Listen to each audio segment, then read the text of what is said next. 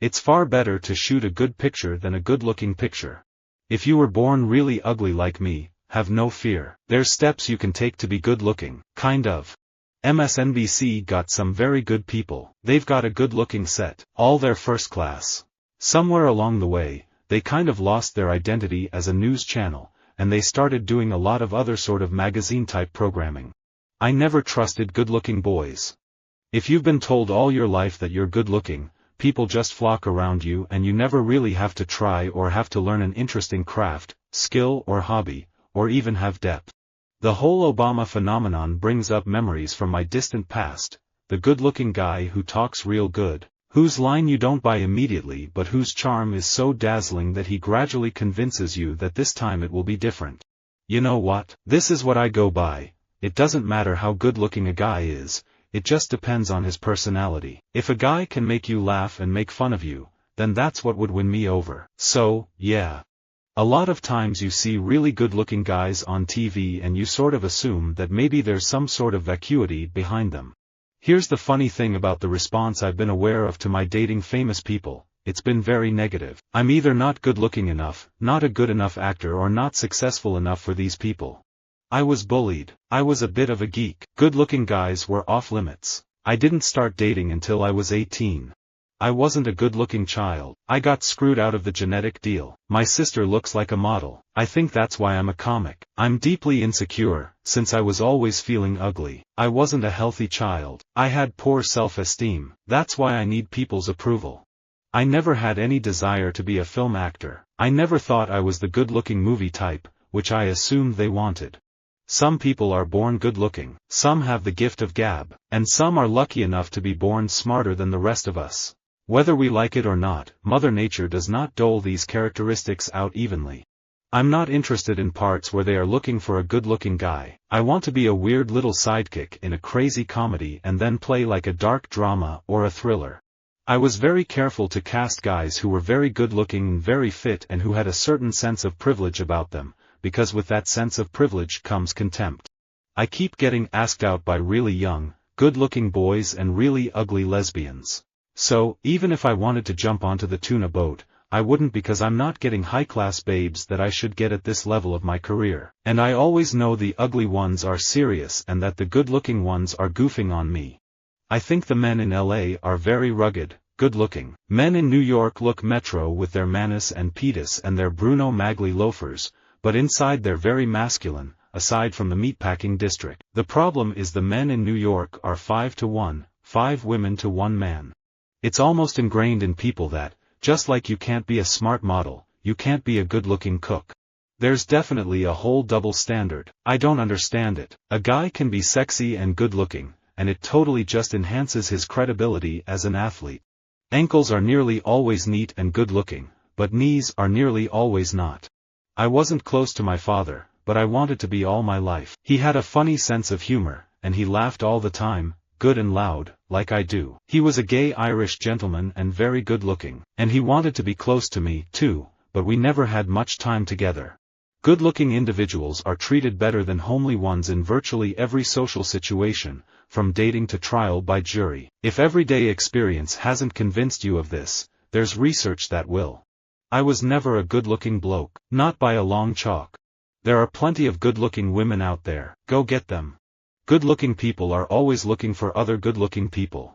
I was a good-looking kid. I never felt, like, dorky. I was just like, yup, these are my braces. I've had them forever. People say, Burt Reynolds is so good-looking. I used to set him up for bait. I'd send him to the student union, and he'd come back with a beautiful girl and an ugly one. But his ugly girls were better than anything I'd get on my own. With his looks and my car, we'd kill in Tallahassee. I never thought of myself as being handsome or good-looking or whatever. I always felt like an outsider. I always hated high school shows and high school movies, because they were always about the cool kids. It was always about dating and sex, and all the popular kids, and the good-looking kids. And the nerds were super nerdy cartoons, with tape on their glasses. I never saw my people portrayed accurately. I have never had a bad review off a good-looking person. Good-looking individuals are treated better than homely ones in virtually every social situation, from dating to trial by jury. Looks are temporary and don't mirror what's inside. And usually, a great-looking man is so vain. Maybe most good-looking women are too. I hope I'm not. Be a good-looking corpse. Leave a good-looking tattoo. The endless teen franchises that come out of Hollywood, more often than not, the central character doesn't have any discernible character traits. They're just the young, good-looking guy who goes on this journey. They're always played by fantastic young actors, but ultimately, they're not very interesting characters. Good-looking people with strong, fluoridated teeth get things handed to them on platters. I wish I was less good-looking and more unpopular. Then I could get into politics and use my pent-up resentment about being ugly and unpopular to systematically destroy the country. I appreciate that my fans think I'm classically good-looking and that I have a clean-cut image, but I also want to show other sides of myself. Not trying to be arrogant, but if I walked down the street and a girl saw me, she might take a look back because maybe I'm good-looking, right? I have been told by people that I should not be seen clubbing with good-looking women, but I can't see why not. Why be a pop star otherwise? We were 5 heterosexual, good-looking men. We competed against each other for the sexiest girls. I won. I was in a weight-cutting sport, in judo, so I had to be a certain weight on a deadline. It kind of pushed me into having a really unhealthy relationship with food in my teens. I felt like if I wasn't exactly on weight, I wasn't good-looking.